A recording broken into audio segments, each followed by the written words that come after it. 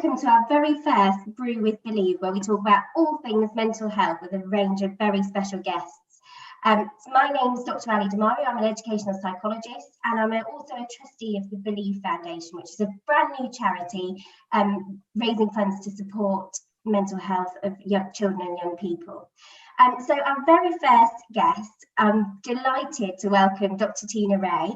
She's a fellow educational psychologist and friend of mine. She's also a prolific author of over 100 books on social, emotional and mental health needs, including 2 brand new ones. There's the Toolbox of Wellbeing, and also a brand new one that's just come out called It's Okay to Not Be Okay, which looks brilliant. It looks absolutely beautiful, beautiful illustrations.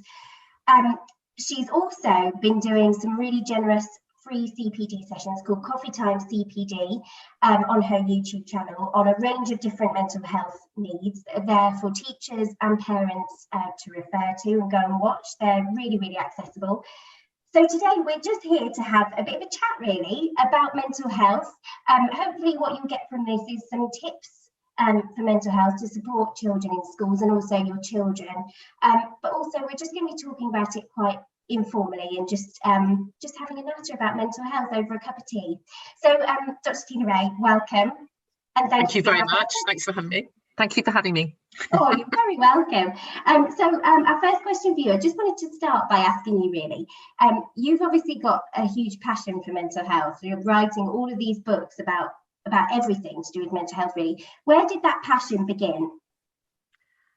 I think probably when I first started teaching, I started out as a teacher a long time ago. So it's about 1985, 85.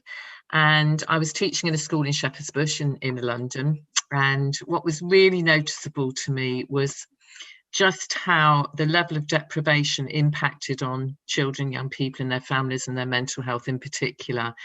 And I was really aware of the fact that what we could offer the children in schools was this nurturing context. I didn't realise at the time that's what we were doing. I didn't know it was nurture, but we were actually really adhering to those 6 principles. And there was something about actually working with children, young people, making them feel safe, giving them lots of creative activities. We did tons of play, tons of learning through play, tons of socialisation. So every morning it was stand up, show and tell, and the kids used to talk about things that were dear and near to them. But we had this kind of open communication all the time. And what really struck me was that it was in those relationships, developing relationships with kids, you could see that they could thrive, even though for some of them they had backgrounds which were incredibly toxic, quite traumatic experiences.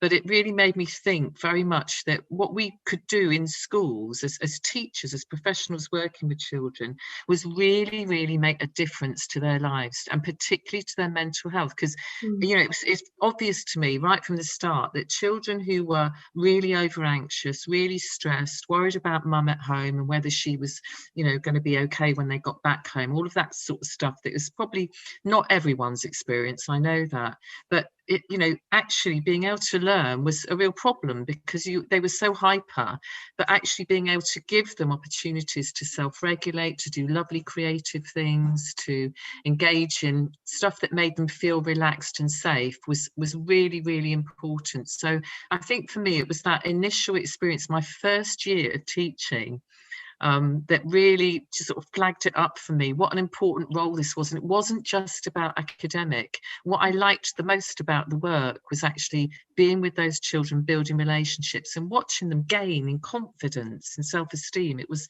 a really lovely, lovely job at the time. So that's probably it in a nutshell. Lovely. Thank you so much, Tina. So what do you feel then, from all of your experience, what do you feel is the most important thing that school staff can do to support the mental health of children in schools? I think, you know, given the fact that at the moment, as you know, we're in this COVID pandemic and there's a huge amount of anxiety about, everyone is really, really stressing out, and quite rightly so. I get it, you know, and I'm probably, you know, I'm experiencing the same level of underlying anxiety myself. And I think in schools at the moment, the most important thing for me, talking to kids about their mental health and actually supporting them, is around making sure that we make them feel safe, that we listen authentically, that what we actually give to them is something that I would call it like a trauma-informed classroom. We understand the impact of anxiety and how that really manifests itself in kids' behaviour. So, for example, if a child is anxious, very often they'll seem to be forgetful because their working memory is compromised. They won't remember what you've told them to do. They'll remember the last bit. So they can look a bit rude or as if they're kind of being disruptive, but that's the anxiety coming out. And it's, you know, we've got to kind of shift, you know, paradigm shift here about thinking it's not bad behavior. This is actually the manifestation of anxiety. It's how it's coming out for them. So I think in the first instance, it's about being really, really gentle, caring and nurturing and making sure that we understand the impact of trauma on a child's brain, on development. And also I think, you know, we can really, as teachers or professionals working with kids, all of us, we don't need to be therapists, but what we can do right away, it's so important, I think, is that we interact more therapeutically with our children. And that's not about being a therapist delivering therapy. It's about, for example, if I'm thinking about cognitive behaviour therapy, there are tools from that, strategies such as challenging your negative thinking, cognitive, you know, reframing a thought that's negative or ineffective into something that's more effective. And we can gently do that. We can do that walking along the corridor with a child in school, but we need to feel skilled up to do that. So I think there's a need for staff to really get enough adequate training in that particular area, but feel confident that they can be the emotionally available adult for that child. I think it's Margot Sunderland talks about it quite a lot. Really, really important that we feel that we can actually listen, because I think sometimes we kind of need to support kids, I think, to work through their feelings of anxiety and not just manage them. Yeah. So, you know, I mean, the most important thing is that this nurturing ability that we have to be authentic listeners and really manage the classroom context, the learning context, so that we're not putting the wrong kind of pressure on children. I mean, I think there's something, isn't there, at the moment for us all about academic catch-up, for example. Yeah. Huge amount of pressure. You'll know it from the teachers in your maths. Really huge pressure on parents, teachers, and the kids themselves, thinking about, oh, I've got to catch up. It's in the news all the time. And actually, I would really quite strongly advocate that we need to be talking about emotional catch-up, because until you feel secure and you're regulated, we all know this, you can't learn. So I suppose the most important thing school staff can do at the moment to support children's mental health is just shift away from this narrative of academic catch-up and focus on well-being in the first instance, because then they'll soon catch up. Children want to learn. It's a natural instinct, isn't it? Absolutely. I think that's so true as well. And I think what I come across sometimes is school staff not feeling confident that they're the right person to be able to support mental health, and thinking that actually you need a specialist or a psychologist to come in and have those conversations. And really, like any of us, when they're feeling anything negative, what they really want is to talk to somebody they know and trust, isn't it? Oh, yeah. Well, it's just what we do, isn't it? I don't actually myself go and get specialist support. I'll phone my friend up and I'll moan and whinge and we'll chat about it. Or I talk to my husband. You know, you talk to people you love and then you work through these issues. But you need to do it within a relationship that feels safe and secure, don't you? Because that's the whole thing. Kids will open up and talk about their worries, their fears. It's not always anxiety, it's a worry. They'll talk about them if they trust you, if they feel, not that you've got a magic wand, you can give them an answer, but if they feel that you're going to help them process it. And that's just a natural human instinct, I think, to connect like that. So I think you're right. I mean, I think we need to also move away from this kind of notion that teachers have to be so specialist. They don't. They just have to be good, decent, empathic human beings, and that most of them are, in my view. Yeah, absolutely. I think that is where your resources are invaluable as well, because they are things that teachers can just take off a bookshelf, and they've got resources there, and I think it provides that confidence and a bit of a framework for those conversations. But talking about those conversations is actually where I wanted to move on to next. Sorry, my 4-year-old's just peeking in. I know, I just saw. Hello, darling. So cute. Making a little cameo appearance. I wanted to talk about those initial conversations and about how how you have those conversations. What would be your top tips, either for school staff or parents? But I know we've mainly been talking about school staff. What would be your top tips on how to start those initial conversations? I think there's something about normalizing it, okay, and actually saying, you know, everyone, we all get worries, everybody gets worried, everyone gets anxious. That's a normal part of being a human being. Because I sometimes think that for children, young people, when they begin to get anxious, they think it's just them. No one else is experiencing this. No one else feels it. I must be odd. I must be mad. I mean, I had so many kids in the past say to me, I thought I was mad, miss. I thought I was going nuts, you know, and you kind of think, oh, no, you're not, darling. You're not. Actually, what's happening is you are feeling anxious. And you can feel it in your body. You can feel it in your head. Your thinking is getting skewy, and you're getting really into these negative cycles. So I think it's, you know, that, you know, title of the new book, It's Okay Not to Be Okay. It's fine. However, it's not okay not to be okay all of the time. Most of us will have a little bit of a stressy moment now and again. And at the moment, that's increased for all of us. So the top tips really, I think, around just normalizing it and actually talking to them about, you know, you are able to talk, feel free to talk. Please understand that this is okay and it's normal, and you need to understand the physiology. You will experience these feelings in your tummy. You will get a bit kind of palpitations, butterflies, and that's fine. It's normal. So it's not dismissing ever. Every single thought or feeling, you know, that the child describes, that's valid. It's their experience. And I think there's a tendency for, you know, sometimes, not always, but sometimes us as adults, because we're worried and we want to sort it out for them, we'll say, oh, don't be silly, don't worry about it, you don't need to worry. Well, it's not silly. That's dismissive, and they are worried. So it's best to actually really acknowledge that, and then gently, cognitively reframe it with them. Start to just kind of say, but you know, you've managed this before, you've got through it before. I know, I can see you're feeling anxious, you know, that kind of emotion coaching approach. And I think it's about being authentic, never push. It's allowing them to lead the conversation to some extent, asking those open questions, and being that emotionally available adult, because sometimes anxiety can be really frightening to a child. And usually it's a direct result of something that's happened to them in their lives, but for many children, young people, that was really frightening, and it left them feeling really profoundly unsafe in the world. So, you know, things like being bullied or shamed in school, if your parents have split up and it's been acrimonious and you felt to blame in some way, or you've moved schools lots and lots of times, you've got these kind of underlying feelings of fear, grief, shame, guilt. And I think that also can originate, sadly, from living in more toxic households and households where there is a mental health problem or difficulty with an adult. And, you know, the research shows us, we know it's nearly impossible not to develop anxiety or an anxiety problem when you've got a parent who's also anxious with that diagnosis. It's a difficult cycle. But being that emotionally available, authentic adult is the beginning for me of that healing process. And it's not about fixing them. It's about coming alongside them, allowing them to feel safe. I think the problem is as well, I think one of the top tips I would suggest, but this is where the specialist bit does come in. If you are listening to a child and you then start to feel stressed yourself, or you're getting sort of elements of, you know, reliving different experiences in your past, that's when you need to go and seek support from your school psychologist, CEP, your mental health lead. So there is an element of that, which would be another tip.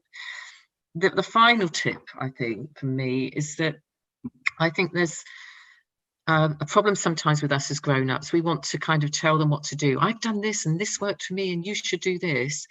I think what we need to do is talk about all the different sort of skills that work to manage our worries, all the different skills that we use, the tools we have in our wellbeing toolbox, that actually support them to develop their own toolbox so that they identify the things that work for them.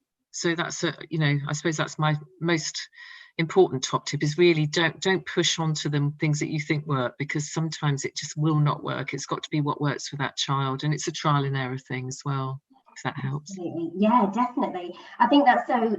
I think it actually relieves that pressure as well, doesn't it? Because a lot of the time, adults see children, because of that power imbalance, sometimes they want to solve that problem, don't they? And there's nothing worse when you've got a problem and someone tries to fix it for you.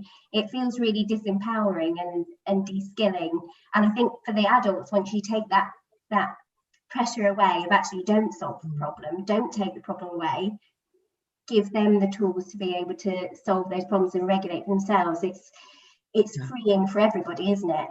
Yeah. Oh, absolutely. Absolutely. And I mean, I think there is, there's that tension always, I think, as a parent, you want to nurture, protect, cotton wool, keep safe. I get it, but at the same time, children, young people are resilient. We know that in the main, and they need to further develop their own skills to manage the stuff that they're going to experience on a daily basis. At the moment, it's a very different situation. It's much more complex, I think I'd say. So the balance is probably slightly shifted. We're going to want to help them a bit more, but I think that still has to incorporate them having some level of autonomy, really.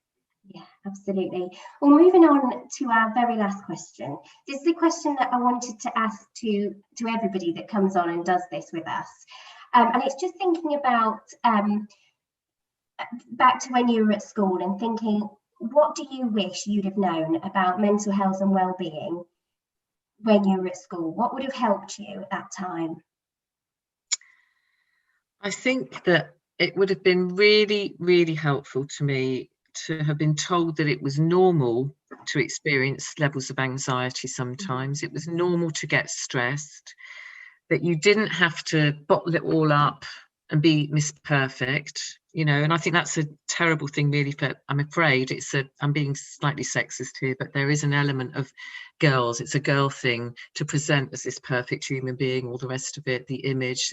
I mean, we've heard so much about it in the media, but that would have been really, really helpful. And I think as well, how to navigate and manage situations in the home context where, if there's a lot of narcissism or there's some mental health in your own home when you grow up. I'm so conscious of that, and I'm so conscious of the impact on me when I was a child, and not actually quite understanding it, and sometimes thinking it was my fault if my mother wasn't available or if this didn't go right, or it was a really difficult situation. So there was something as well about this kind of fearfulness about talking about it. And I think if teachers particularly have this really, really powerful position in children's lives, and I think if people had openly been talking about it in school for me and saying, do you know what, mental health, everyone's got it. Sometimes we're up, sometimes we're down, sometimes we're really down, and these are the things that affect us and why they affect us, and this is what might help. So these are different tools and strategies that you can use. You can learn how to ground yourself, use deep breathing, bits of mindfulness, all the stuff that I think, thankfully, I've got at my fingertips now as a grown up person. But I think as a child, I'd love to have had access to that, and I'd love to have just heard other adults say, this is normal, and normalize my normal responses to everyday stress, rather than me pathologizing it for myself, thinking there was something definitely really wrong with me. Whereas actually I was right to feel anxious sometimes, certainly when there were exams, certainly if my mum wasn't well, there were good reasons why. So therefore, from my perspective, it would have really helped if someone had just talked me through that and explained that and given me permission to feel anxious, and then to work through it and to be able to manage it, not thinking that there's something wrong with me, because the stereotyping and the stigma when I was a child growing up in the 60s and 70s was huge, absolutely enormous. People just didn't talk about mental health at all. It was like, we had there's one lady who lived in the same street as us when we were little, and she was sent to the asylum, and they even called it the asylum and we thought this was a terribly frightening place, and we had this perception of people being mad, being dangerous, all the stuff that we know is utter nonsense now. But you kind of hold that with you as a child. I do sadly think that there is a small significant minority of people out there who still hold on to some of that. And I think that that is a problem. And I think that we still have to be really, really vigilant in schools, in education, in social care, in psychology, of really tackling that stigma and you know, continuing to do it. But I think for me, it would have really helped me. I'd love to have sat down with someone who explained to me how to reframe negative thoughts, who told me that I didn't have to worry about my appearance, who told me that it was all right, it was fine, how you build your self-esteem, you know, all the stuff that I'm absolutely passionate about now, because I know that the moment you have those tools, it doesn't vanish, but you learn how to manage it better. You've worked through it, but you learn how to manage it better. And you also learn how to understand that it's not always your fault when some things go wrong, you know. Really, really important. So yeah, I suppose those would be the things that I would have loved to have known as a child growing up. It would have been really, really helpful. It would have saved me from a huge amount of anxiety, particularly in my teenage years. Yeah, absolutely. And I think once you've got those tools, all of those feelings, like you say, they don't go away, but they could become so much less frightening, don't they? Because you've got an element of control. Yeah, well, and it's all about that, isn't it? It's autonomy. I know even now, when I feel autonomous, I'm less stressed, okay? And I know, you know, I've got to focus on what I can control, and then my stress levels decrease. The moment I start thinking about COVID, thankfully we're getting a vaccine, hopefully next year, possibly. And it's that really is just such a blessing. I'm, you know, everyone's over the moon. That's what we've been waiting for. But at the same time, we've got to be vigilant, and we've got to focus on the things that we can do to keep safe, to keep each other safe. Exactly the same for mental health. I have to focus and work hard at keeping my head right. I've always said it. And I think that's what I want to impart to children, young people, parents, carers I work with. It's not always easy. You have to work at it. And like most things, that 4-letter word work is one of the most, or it's one of my favourite words other than kind. I think it's absolutely vital that we keep working at it. It's a journey. We don't just suddenly become brilliant at looking after our heads, our mental health. We have to keep on with that journey and keep kind of trying to manage more and more effectively and learn new stuff that really works and helps us. Brilliant. Thank you so much, Tina. Just to ask quickly before you go, for people watching this, if they're thinking, brilliant, I'm really struggling, I want to support children with mental health in schools, if they were going to go out and buy one book, which one would you recommend that would be really helpful now? I think now I would honestly, and I know it's my book, so it sounds a bit kind of, I'm pushing myself here, but in the pandemic, in the first lockdown, I wrote this, a toolbox of wellbeing for Hinton Publishers. It's only 72 pages long, and it's a little book. And I did that on purpose and made it small on purpose because I didn't want to stress people out with too much psychology. What, you know, psychology is common sense. You know, there's a little bit about why I'm doing what we're doing, but actually it's just rammed full of things you can do right now to regulate yourself and support your children and young people to regulate. And it's activities for little ones and then older ones. So there's stuff in there, I think, that is just basic common sense, but also key tools and strategies that I talked about: the grounding, the mindfulness, visualization, deep breathing, all the stuff, really good stuff on regulation. And that's the vital thing. I think there's also stuff in there, obviously, that is absolutely applicable and easy to use and manageable to use for parents and carers. And that's the feedback that I've had. Parents have said, oh, I started reading it. Within 4 pages, I'd worked out there were 3 things that I could do to help myself first, and then, you know, find my calm first, and then share it with my child. So that's the book I'd recommend, and that's from Hinton House Publishers. You can just go to their website, or you can go, it's available on Amazon. Amazing. Thank you so much, Tina, and thank you to everybody at home for watching. We are going to be, if you've enjoyed this video, please comment underneath the video, subscribe to our YouTube channel, follow us on all the social media, and follow Tina too, because Tina's great on Twitter, and you're so generous with sharing lots of your resources and things that you've made. So so follow Tina as well, and we will be back next month with another very special guest. So thank you very much, and thank you, Tina. Thank you. Thank you very much for having me, Ali. Oh, you're very welcome.